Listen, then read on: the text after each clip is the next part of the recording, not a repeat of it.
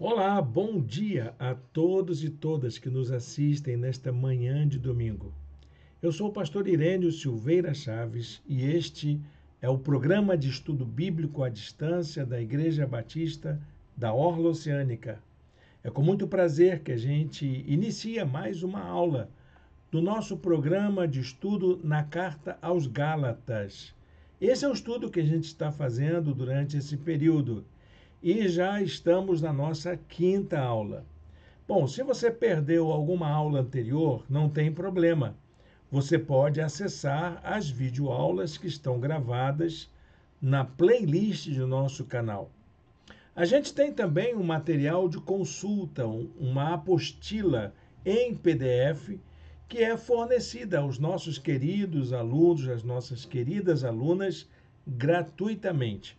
Você pode entrar em um dos nossos blogs, o endereço deles estão aqui embaixo, e baixar a apostila, salvar em seu computador, em seu tablet, em seu smartphone e ler ao momento que você achar melhor.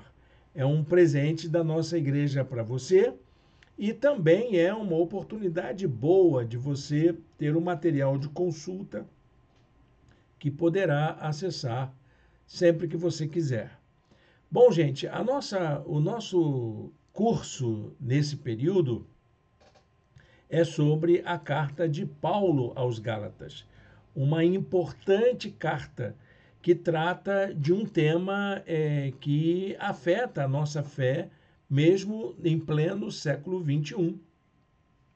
E eu gostaria que você pudesse aí dizer de onde você está assistindo, faz o teu comentário, aproveita, se inscreve no canal e também curte a transmissão, compartilha o link com os seus familiares, com os seus amigos, com os irmãos da igreja, lá nas suas redes sociais. Faz isso para a gente poder alcançar o maior número possível de pessoas com o estudo da palavra de Deus. Bom, gente, sem mais demora, nós vamos colocar aqui a nossa apresentação da aula de hoje, para que a gente possa fazer o nosso estudo. Está aqui a nossa apresentação, estudo na carta aos Gálatas, o Evangelho da Vida. Estamos utilizando essa temática para a gente poder mostrar a importância da gente seguir o Evangelho nos nossos dias de hoje, que era o interesse do apóstolo Paulo com os irmãos e as irmãs das igrejas daquela região da Galácia, na Ásia Menor. O nosso estudo ele tem se baseado nessa temática da relação entre o Evangelho e a vida. E nessa aula de hoje, vamos falar especificamente como que o Evangelho ele está orientado para uma vida para ser vivida no mundo. O tema da aula é o Evangelho da Vida. Acompanhe a gente. Vamos até o final dessa aula, vai ser uma oportunidade boa para a gente poder se conhecer melhor e aprofundar o nosso conhecimento. Eu separei o texto de Gálatas, capítulo 4, verso 4, para a gente meditar nele antes da gente começar a nossa aula propriamente dita, antes da gente lidar com o conteúdo propriamente dito. Diz o texto assim: mas quando chegou o tempo certo, Deus enviou seu filho, nascido de uma mulher e sob a lei. Essa palavra é tão importante para nós, porque quando Jesus nasceu, ainda não estava iniciado o tempo da graça. O tempo da graça se consumou, sabe quando? Quando Jesus suportou a cruz do Calvário, foi sepultado, ressuscitado ao terceiro dia e foi elevado até a glória celeste na vista de seus discípulos. A obra da consumação da graça, ela se dá exatamente na encarnação, no ministério, na crucificação, na ressurreição e na glorificação de Jesus. É assim que a graça se consuma. Até então, até o nascimento de Jesus, ainda estávamos debaixo da lei. Paulo lembra isso claramente. Foi a glorificação de Jesus que consumou a obra da redenção e a obra da graça. E é interessante observar que o apóstolo Paulo fala que isso aconteceu no tempo certo. Algumas traduções você vai encontrar a expressão o tempo oportuno. E na versão da NVI, que a gente usa na nossa igreja em maior quantidade, você vai encontrar a expressão plenitude dos tempos. Então, é no tempo certo, é no tempo oportuno que a obra de Deus acontece. Isso é uma lição boa para a gente, sabe por quê? Tudo que você precisa, tudo que você necessita, Deus vai abençoar a sua vida no tempo certo, nem antes nem depois. É no tempo de Deus, e o tempo de Deus é sempre melhor, é sempre o tempo bom. Anote isso aí para a sua vida. Isso vai abençoar você sempre que você estiver ansioso, angustiado, triste, querendo a resposta de Deus a qualquer preço e fazendo clamores. É só no tempo de Deus. E é só do jeito de Deus. E é Ele quem vai ser glorificado pela maravilha que Ele está preparando para todos nós. O nosso estudo de hoje será baseado no capítulo 4 da carta aos Gálatas, desde o verso 1 até o verso 31. Então, vamos juntos, vamos estudar o capítulo 4 da carta aos Gálatas. E aí você faz essas honras da casa, fica com a gente até o final e compartilha aí com a sua família. Não deixa de colocar o seu like e de se inscrever no nosso canal. Bom, gente, a gente sabe que a mensagem do Evangelho, ela é vida. Ela veio para nos dar vida. E você vai encontrar essa preocupação do apóstolo Paulo desde o começo da carta.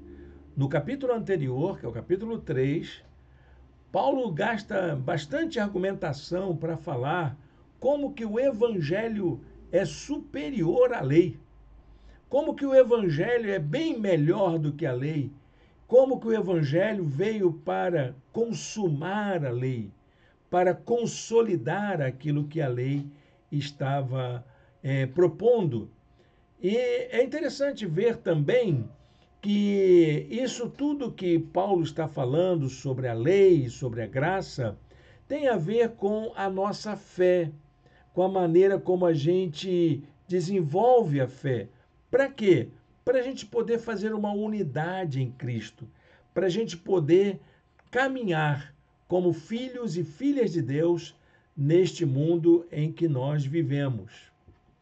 Tudo isso está implicado na grandiosa história da salvação operada pelo Senhor. Deus trabalha nisso desde tempos eternos, desde a criação. Ele quer preparar um mundo, uma humanidade, a toda a sua criação para viver na sua graça. E tudo isso que está acontecendo, a queda, o pecado humano, a história da revelação de Deus em Cristo, tudo isso é, na verdade, o antepenúltimo, é o anterior à consumação. Ainda vai concluir. A obra não está acabada. Somente quando Jesus vier nas nuvens é que a gente vai poder entender tudo isso que está acontecendo. Toda a história, tudo irá se descortinar diante dos nossos olhos. No momento, a gente só pode entender que a história da salvação está em processo, ela está acontecendo. E Paulo lembra que antes desse grupo judaizante assumir como dono da verdade, querendo interferir na fé das pessoas, antes disso tudo acontecer, o que aconteceu? Aconteceu a maneira como Deus fez a história se desenrolar. E aí ele cita 3 atores importantes na história da salvação. São eles Abraão, Moisés e Cristo. Cada um tem um papel específico para ser exercido.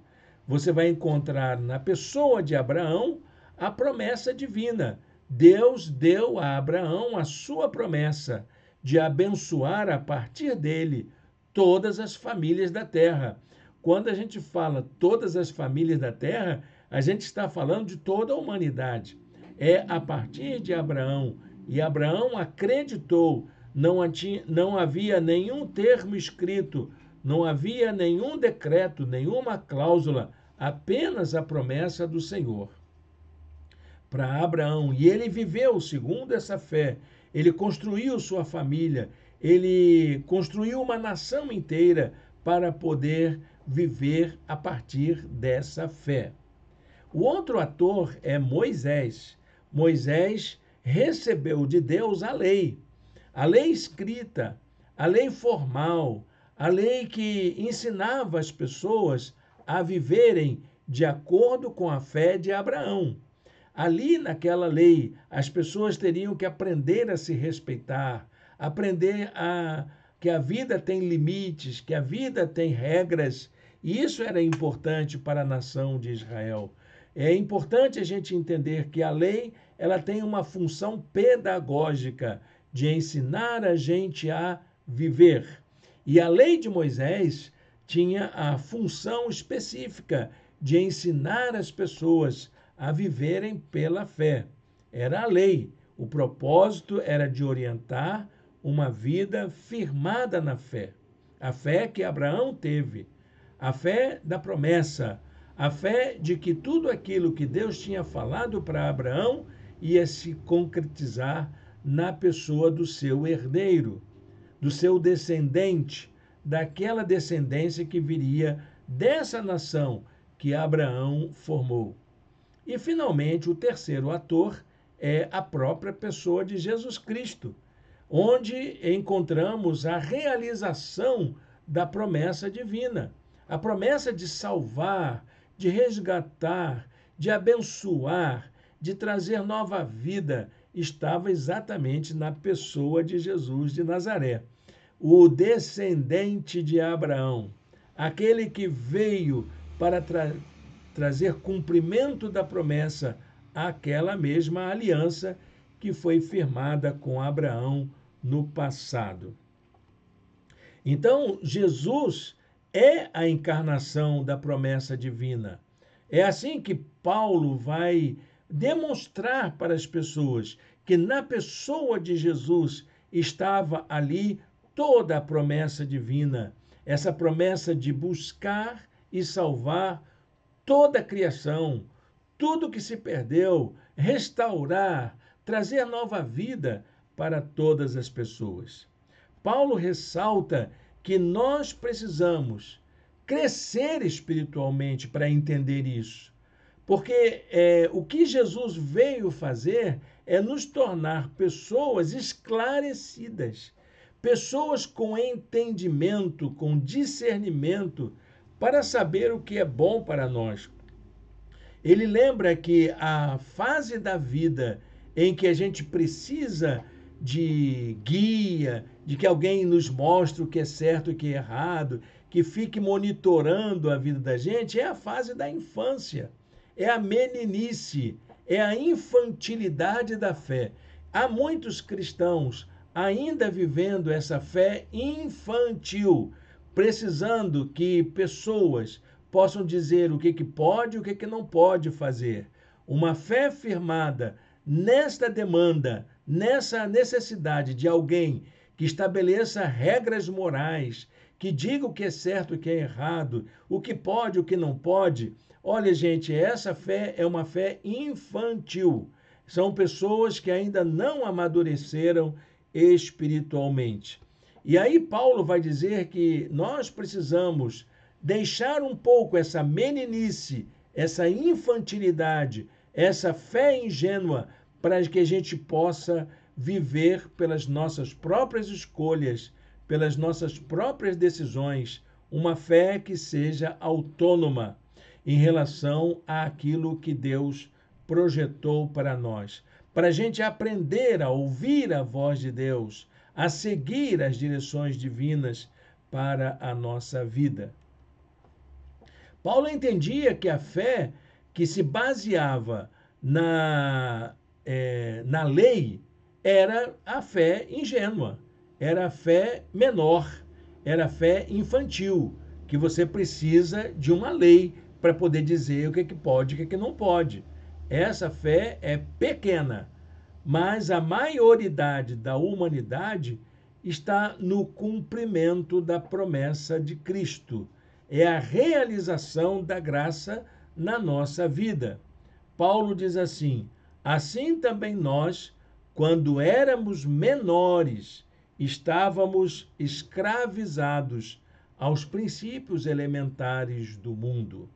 O que diz esses princípios elementares do mundo?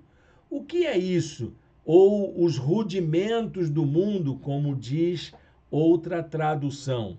Esses princípios dizem respeito à lógica que rege o mundo, à mentalidade do mundo em que nós vivemos.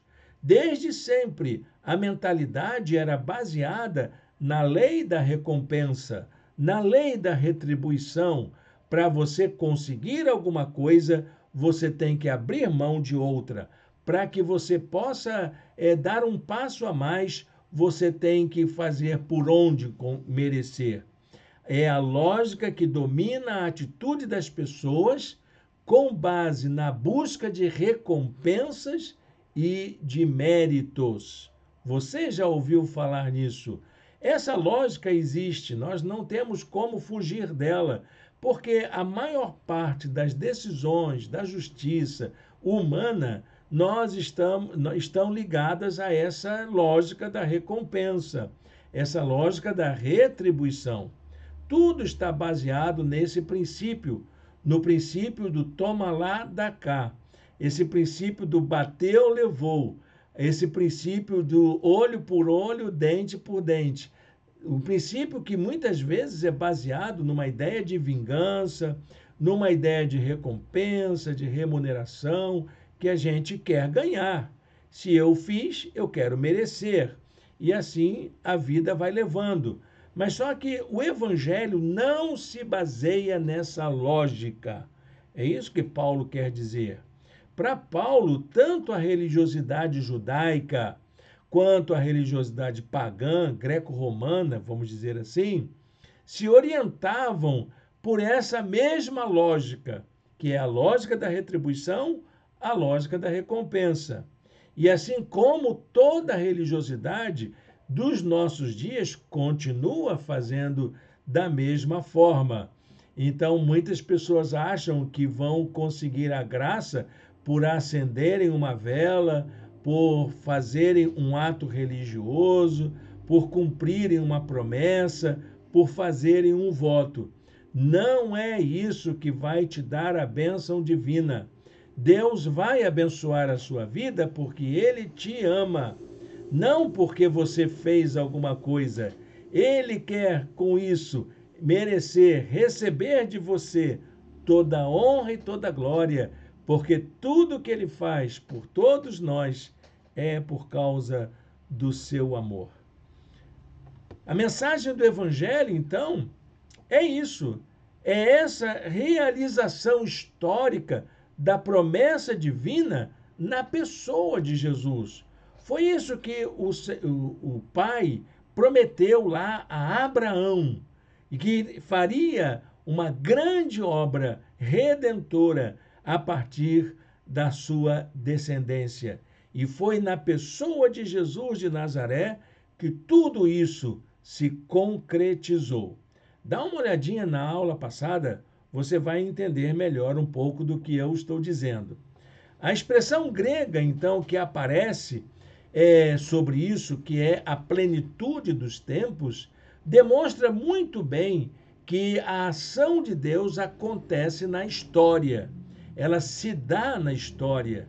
A palavra pleroma tu crono, quer dizer exatamente isso. Algumas traduções, como eu falei no início, usa a ideia do tempo oportuno, porque é nessa cronologia da história que a ação de Deus acontece. A ação de Deus não acontece fora da história, ela acontece dentro da história, como cumprimento de uma promessa messiânica que está lá atrás e que nós vemos se concretizar na pessoa de Jesus, que é a redenção de toda a humanidade. Há duas ações divinas que acontecem na história, visando a nossa redenção. A primeira ação foi a revelação de Deus em Cristo, que se deu no chamado tempo oportuno. Deus enviou o seu Filho no tempo oportuno. Mas quando chegou a plenitude do tempo, Deus enviou o seu Filho, nascido de mulher, nascido debaixo da lei. E é importante lembrar isso. Quando ainda estávamos no meio dos nossos pecados, quando a humanidade estava ainda naquela luta, a graça de Deus se manifestou na pessoa de Jesus, nascendo de uma mulher, é um descendente. É isso que Paulo quer ressaltar.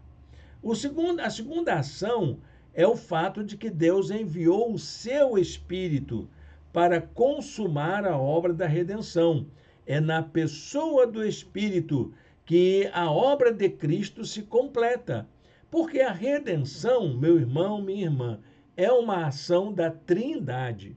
É o Pai que envia o Filho e que envia o Espírito para que a obra da redenção aconteça.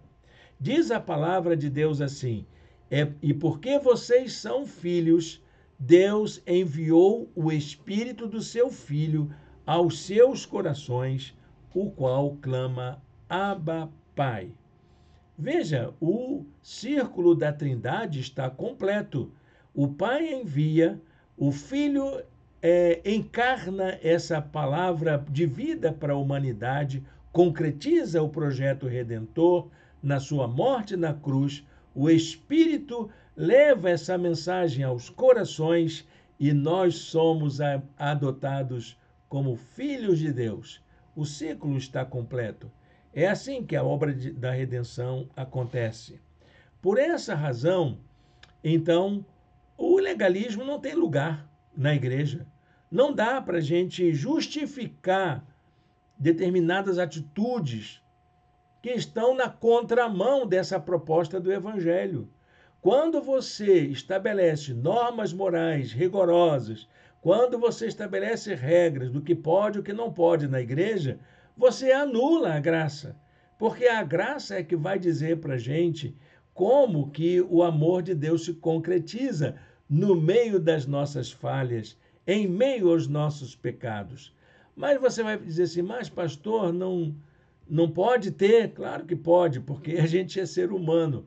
A moral é parte da vida humana.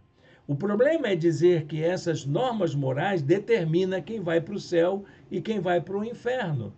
Nós não temos essa competência de dizer que uma pessoa que tem uma determinada atitude que vai contra a moral da igreja, que ela vai para o inferno. Não temos condições. E eu digo com muita tranquilidade, como pastor dos irmãos, pastor das irmãs, de que não há como a gente determinar quem será alvo da graça de Deus.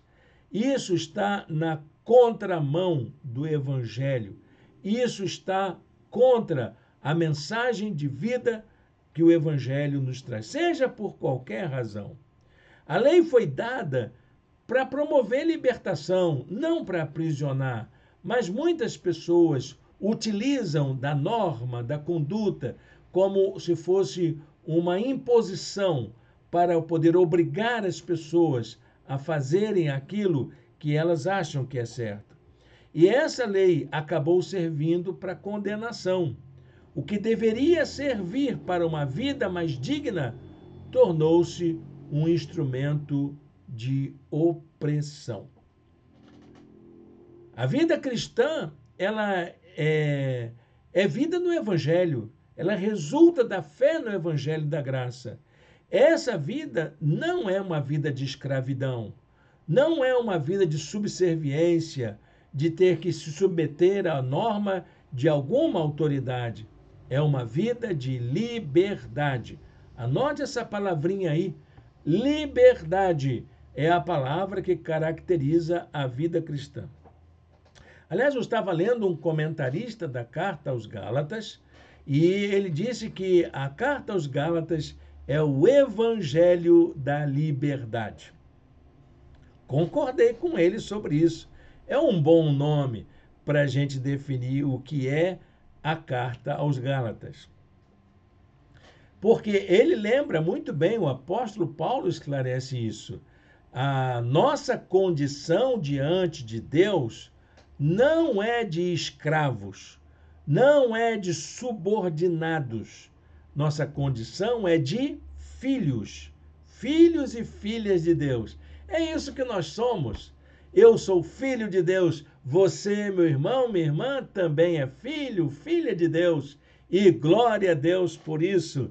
Você pode glorificar ao Senhor aí. Gálatas 4:5 diz assim: a fim de redimir os que estavam sob a lei, para que recebêssemos a adoção de filhos. Primeiro, na plenitude dos tempos, veio o Filho. E aí fomos adotados como filhos, e o Espírito de Deus é quem faz essa obra no coração da gente.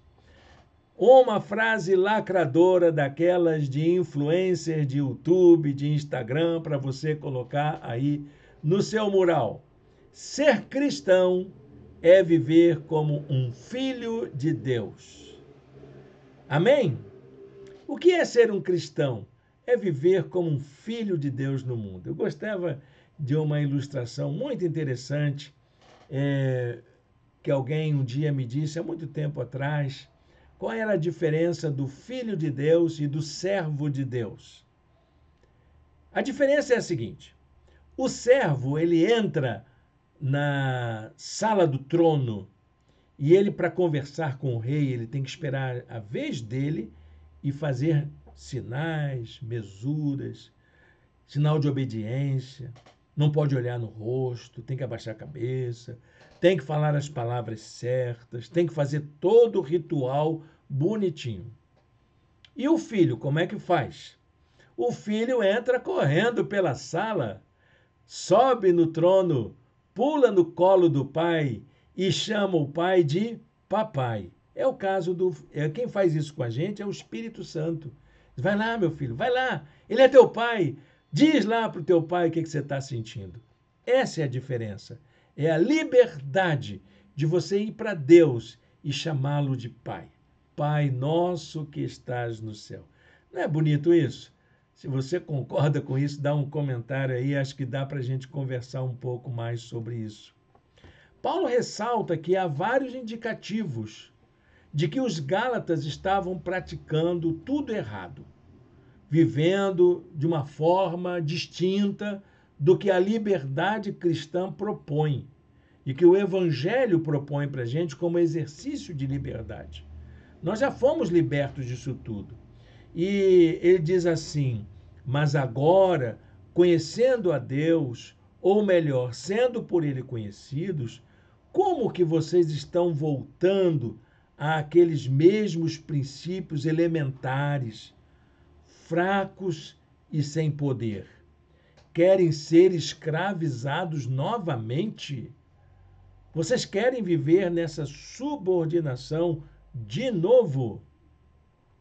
As igrejas da Galácia estavam praticando algumas coisas estranhas ao costume do Evangelho. Eles guardavam dias, eles tinham santos, dias santos, horas santas, e como era no judaísmo, calendário religioso, calendário para você fazer jejum, calendário para você fazer oração de madrugada, calendário para você subir um monte. Tem tanta gente fazendo esse tipo de coisa e elas não são previstas no Evangelho. O Evangelho da Graça não possui esse costume. Foram acréscimos posteriores. Tem religiões clássicas, né? Religiões universais que praticam esses costumes. Mas o Evangelho em si, a fé evangélica primária, não tem esse tipo de costume. Paulo diz assim: vocês estão observando dias especiais, meses, ocasiões específicas e anos. Isso não está certo, não, gente. Isso não está legal. Isso não é bom para a fé. Paulo relembra que a permanência dele na região se deu de maneira assim espontânea, sem planejamento. E tudo aconteceu por causa de uma doença que ele teve. Ele lembra isso. É claro que quando você lê a narrativa do livro de Atos sobre a ida de Paulo à região da Galácia, você não vai encontrar isso. Mas ele abre o coração com os crentes da Galácia nessa carta e diz: olha, eu fiquei doente aí com vocês, tive que ficar mais tempo do que o esperado, o planejado. Mas olha, gente, isso foi bom demais, porque vocês foram amáveis comigo. Vocês me trataram muito bem. Vocês foram amorosos comigo. Ele diz assim: embora a minha doença lhes tenha sido uma provação, vocês não me trataram com desprezo ou desdém. Pelo contrário, receberam-me como se eu fosse um anjo de Deus, como o próprio Cristo Jesus. Vocês me trataram divinamente. Foi uma bênção para mim. Parece que a doença de Paulo era um problema ocular. Não é? Paulo deixou a entender que o problema de saúde que enfrentou estava relacionado à sua vista, à sua visão.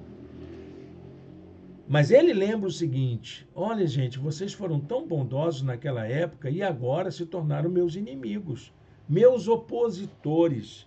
Ele diz assim: tornei-me inimigo de vocês por lhes dizer a verdade. Eu anunciei um evangelho vivo e agora vocês se voltam contra mim como se fossem meus opositores. Olha, isso não está legal, não. Isso não pode continuar assim, não. Vamos corrigir isso? Vamos voltar ao Evangelho da Graça. É para ele que a gente tem que ir. Paulo diz que ele está perplexo com esses crentes que fazem isso. Aprendem a viverem de uma forma livre, são libertos pela graça e vão aprisionar de novo outras pessoas para seguirem normas, preceitos de homens. Isso não é legal. Ele diz assim: eu gostaria de estar com vocês agora e mudar o meu tom de voz. Ele está escrevendo, mas está querendo transmitir para o papel toda a sua entoação, toda a sua entonação de voz, que ele está mostrando que está nervoso. Pois estou perplexo quanto a vocês. Ele demonstrou então o seu desejo, o seu empenho, para que todos voltassem a experimentar uma fé cristã autêntica. Mas eu gostaria de acrescentar mais uma palavra: uma fé cristã autêntica e encarnada. E o que ele está falando aqui é a fé encarnada, semelhante de Gálatas 2:20. Vivo não mais eu, mas Cristo vive em mim. Vamos pegar essa ideia de novo? O que está acontecendo aí, meus irmãos? Vamos colocar Cristo na nossa vida. Sua expectativa era que Cristo pudesse tomar forma na vida de cada um, de cada uma, e também na vida de comunhão deles. Cada crente vivendo como se Cristo vivesse nele, e todos juntos, como se Cristo formasse um corpo junto com as pessoas. Era isso que Paulo queria. Ele diz: meus filhos, novamente estou sofrendo dores de parto. O trabalho de parto é fazer gerar uma vida. Diz, eu quero gerar uma vida por sua causa, até que Cristo seja formado em vocês. Então eu vou voltar a trabalhar tudo de novo, porque eu trabalhei assim antes e quero trabalhar de novo para que Cristo tome forma em vocês. A palavra é morfo, ou morfema, que deu para nós a morfologia, é a forma. É Cristo tomar a nossa forma, ele fazer parte da minha vida, se encaixar na minha vida completamente, como se o meu corpo, a minha mente, fosse uma forma onde Cristo cabe dentro dela. Era isso que o apóstolo Paulo queria. Era essa ideia do Cristo que toma forma em nós. Uma teologia que nós abandonamos e nós queremos ser a gente, do jeito que a gente é, do jeito que eu penso. Mas o que o apóstolo Paulo está dizendo, não sou eu. Eu tenho que deixar de lado o meu eu para que Cristo tome forma em mim. E essa vida encarnada, em que Cristo toma forma, consiste essencialmente em permitir que a pessoa de Jesus Cristo tome forma na nossa vida pessoal. E isso causava muita confusão. Assim, espera aí, como é que vai ser isso? Eu quero ser um judeu ou quero ser um cristão? Então, essa confusão estava ligada a essa tentativa de relacionar a fé cristã com práticas do Antigo Testamento, que não tem nada a ver. Jesus mesmo, ele rompeu, ele viveu na vida dele a fé judaica, ele era um judeu, mas ele em si mesmo, ele transgrediu toda a norma judaica para poder viver a fé de forma livre. Paulo compara a nossa condição de filhos de Deus, por meio da fé em Jesus Cristo, à história dos 2 filhos de Abraão. Então, Abraão teve 2 filhos, lembra bem disso, né? O primeiro, fruto da relação dele com Agar, que era a concubina, a escrava de Sara. Como eles estavam muito idosos, Sara não duvidava da promessa de vir a ser mãe, e ela então entrega a escrava para que Abraão possa ter um filho com ela. A criança nasce, recebe o nome de Ismael. Só que Deus cumpre a promessa. Sara também se torna mãe e nasce Isaac. Então a relação entre Ismael e Isaac lembra a gente essa ideia da graça. Paulo faz uma comparação bastante interessante. Ele diz que o filho da escrava nasceu de modo natural. Ele cumpriu os rituais, mas o filho da livre, da Sara, nasceu mediante a promessa. Ali houve um milagre, porque Sara não poderia ter filhos. Pela idade que ela tinha, biologicamente seria impossível. Mas houve alguma coisa sobrenatural, porque a promessa se cumpriu na vida de Sara. E ali aconteceu desse modo, para ficasse evidente que era Deus realizando a sua promessa. E aí, então, o que acontece? Você tem essas 2 lembranças. Ismael lembra a lei, lembra o Monte Sinai, lembra essa relação, que é uma relação dos povos árabes. E Israel lembra a promessa. Agora, só que a gente tem que ter um certo cuidado para não transformar isso em uma regra que vale para a interpretação dos nossos dias. Israel e Jerusalém, nas Escrituras, servem como símbolos das promessas divinas para a humanidade. O Israel da Bíblia, não o Israel de hoje, não a Jerusalém de hoje. Elas são apenas lembranças, estão lá. Deus está mantendo para lembrar para a gente que houve uma promessa no passado. E essa promessa se cumpriu na pessoa de Jesus. Divinizar aquela nação, por melhor que ela seja, por mais prudente, sei lá, eu não estou aqui sendo... porque existe esse risco, né, de condenar Israel. Não, Israel é uma nação independente, é uma nação soberana, mas ela não é mais o povo de Deus. O povo de Deus são aqueles a quem Deus os tornou como filhos e filhas de Deus. Mas continuam cumprindo o seu papel de símbolos, papel simbólico, para lembrar que existe uma promessa, existe uma obra da restauração, são símbolos da promessa divina para a humanidade, de restaurar pessoas de todos os povos, para ser o povo de Deus e para instaurar o domínio permanente da graça divina nos corações. Paulo ressalta isso, não sou eu que estou dizendo assim, mas o pastor Irene falou contra Israel. Não, ele está dizendo assim, Jerusalém do alto, não é a Jerusalém da terra, não é a Jerusalém geográfica, não é a Jerusalém da geopolítica, é a Jerusalém do alto. Jerusalém celestial, aquela que virá no dia do reencontro com Cristo. A Jerusalém do alto é livre. E essa é a nossa mãe.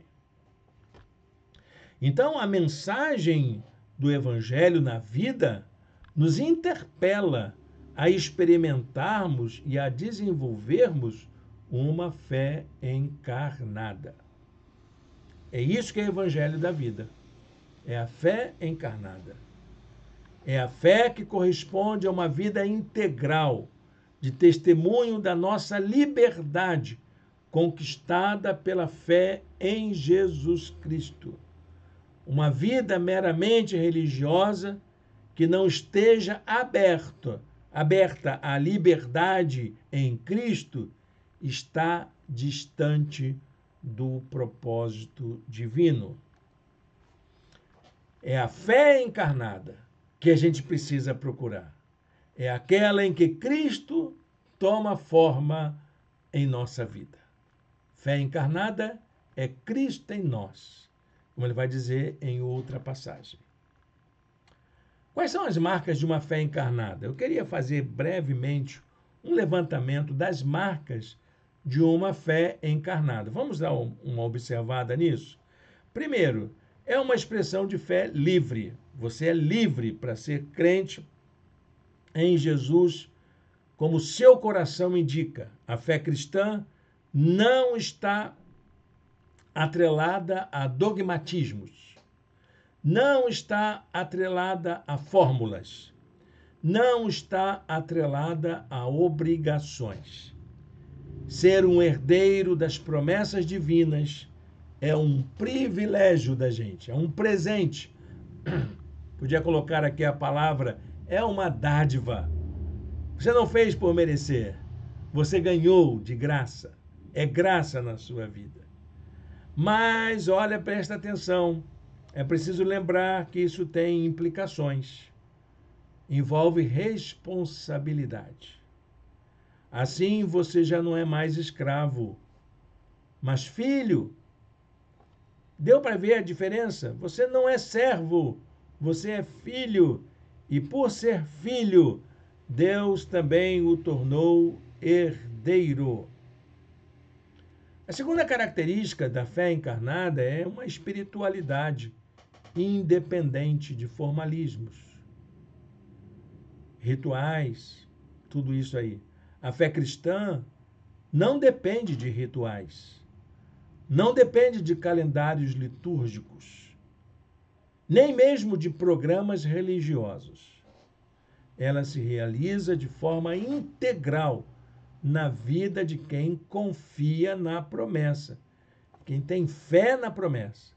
A vida, em todas as suas formas e expressões, é reivindicada por Deus como espaço de realização de suas promessas.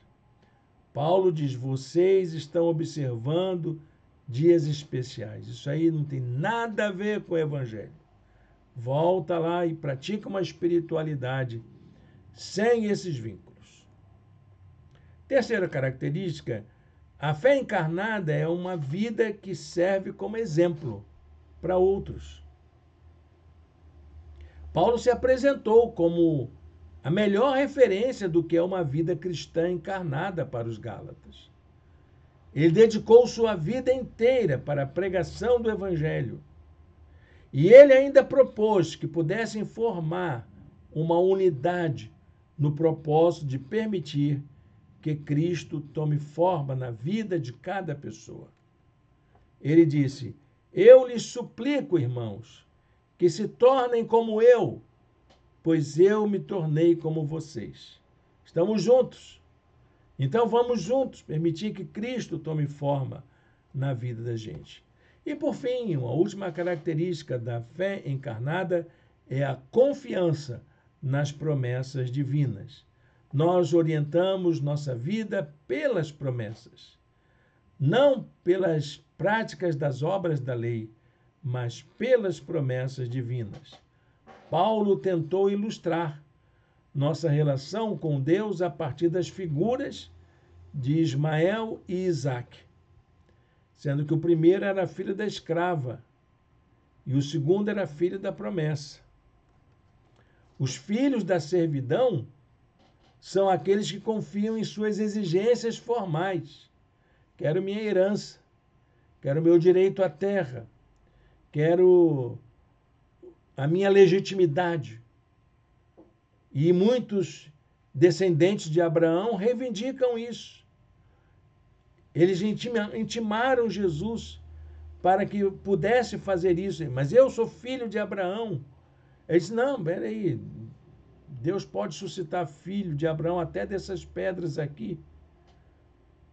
Já os filhos da promessa, eles confiam inteiramente na graça. Não tem problema não, o meu está garantido lá na glória.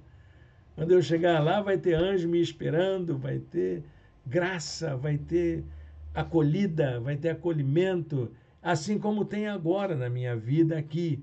Eu sei que Ele não vai me desamparar, eu sei que eu vou ser cuidado como um filho amado. Gálatas 4, 28. Vocês, irmãos, são filhos da promessa. Amém? Não esquece disso não, meu irmão, minha irmã. Você é filho da promessa. Você não tem que fazer mesura para chegar junto ao Pai. Você não tem que pagar dívida. Tudo já está garantido pela graça divina. Bom, gente, para terminar a nossa aula de hoje, vamos aplicar essa lição na nossa vida, que é esse momento importante da nossa aula. Nós precisamos lembrar constantemente que somos filhos de Deus, amados por um Pai pleno de amor, cheio de amor, um Pai que nos ama incondicionalmente. Não se esqueça disso, nunca, jamais. Quando as tormentas vierem, quando você achar que tudo chegou ao fim, lembre-se, você é filho de Deus e Ele vai te tratar como um Pai amoroso sempre, sempre. Como um Pai amoroso, Deus quer nos libertar da pretensão de termos o controle da vida, para nos transformar em pessoas que desfrutam de suas promessas. Deixo com você esse versículo 19. Ele diz: mas, meus filhos, novamente, Estou sofrendo dores de parto. Eu gosto dessa palavra. Eu estou trabalhando aqui para vocês experimentarem vida, para que a vida aconteça aí com vocês. Eu estou fazendo isso por causa de vocês.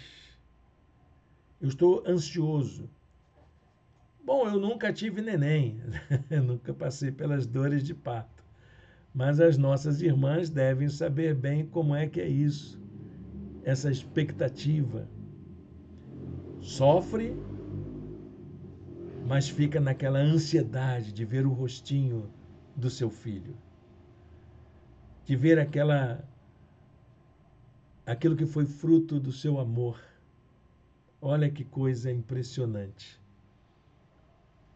Todo o meu respeito às mulheres por causa desse privilégio. É o que Paulo está dizendo. Gente, eu estou aqui agoniado. Está doendo o que vocês fizeram comigo. Mas eu sei que vocês vão permitir que a vida aconteça de novo. Até que Cristo seja formado em vocês.